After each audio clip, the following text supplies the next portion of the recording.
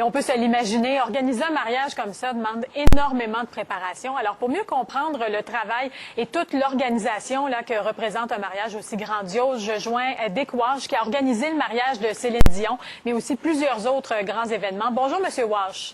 Bonjour Mélanie, comment allez-vous? Ça va très bien. Et vous, ça doit être, qu'est-ce que vous pensez de tout ça, là? Ça doit être un des plus grands défis, là. Ça doit être de garder les secrets, là.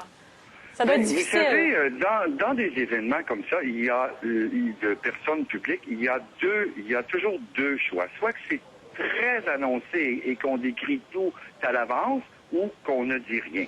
Parce qu'il y a les deux. Mais c'est sûr qu'on joue actuellement avec une royauté, donc de parallèle avec tout l'événement du mariage, tout le protocole a une importance énorme qui est dans des événements normaux, nous n'avons pas. Non. Alors, il y a quelques petits détails qui filtrent, là, mais quand même encore beaucoup de secrets. Là, ça doit être... parce qu'on fait affaire avec beaucoup de gens quand on organise un événement comme ça. Là, il y a le repas, il y a toute l'organisation, la fermeture des rues. Comment vous auriez géré ça, vous?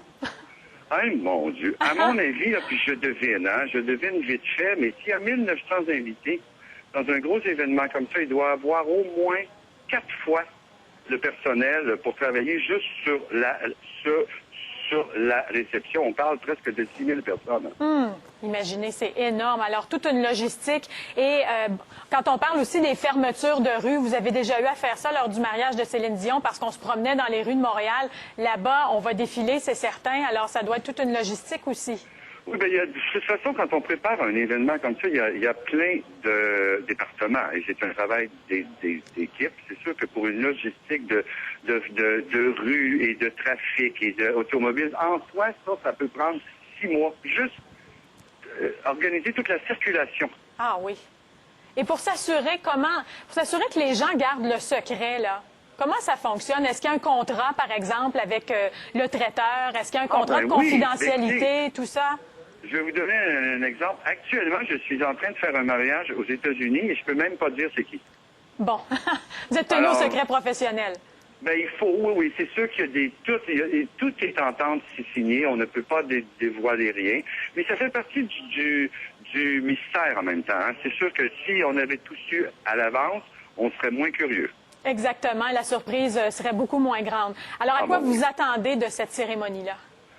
Ben, c'est-à-dire, c'est sûr qu'à la base, moi, je suis sûr que ça va être fait avec beaucoup de grâce et de respect, comme on n'en voit plus, dans des gestes simples, dans le protocole britannique.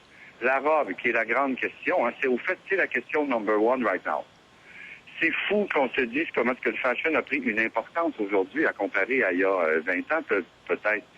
Et ben, son plus grand défi, c'est qu'il faut que la robe, elle est quand même dans une cathédrale énorme. Hein, donc, il faut que la robe elle est obligée d'avoir une robe qui prend de la place.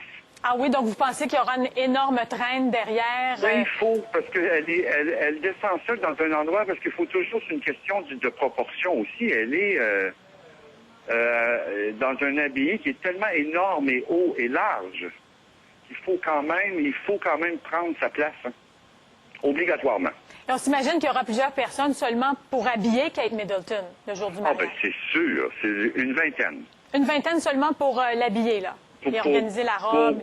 Pour la robe. Ça, c'est à part les coiffeurs, puis les maquilleurs, puis c'est sûr que c'est un entourage. Hein. Donc peut-être, une cinquantaine de personnes seulement autour d'elle? Oui, je dirais oui. Ça fait beaucoup de monde. Ah ben oui, mais elle est tellement belle. Moi, j'aime beaucoup, je vais vous dire, ce qui me plaît le plus de ce mariage-là, dans les détails que l'on sait actuellement, c'est le fait qu'elle ait décidé d'arriver en voiture et de repartir en carrosse. Je trouve que ça fait partie de notre époque aujourd'hui. C'est très moderne comme approche. Eh bien, merci beaucoup pour ces détails, M. Walsh. Merci, et bonne Mélanie. préparation dans votre mariage là, pour les gens dont vous ne pouvez nous dévoiler le nom. Oui. Merci. Au revoir. Au revoir.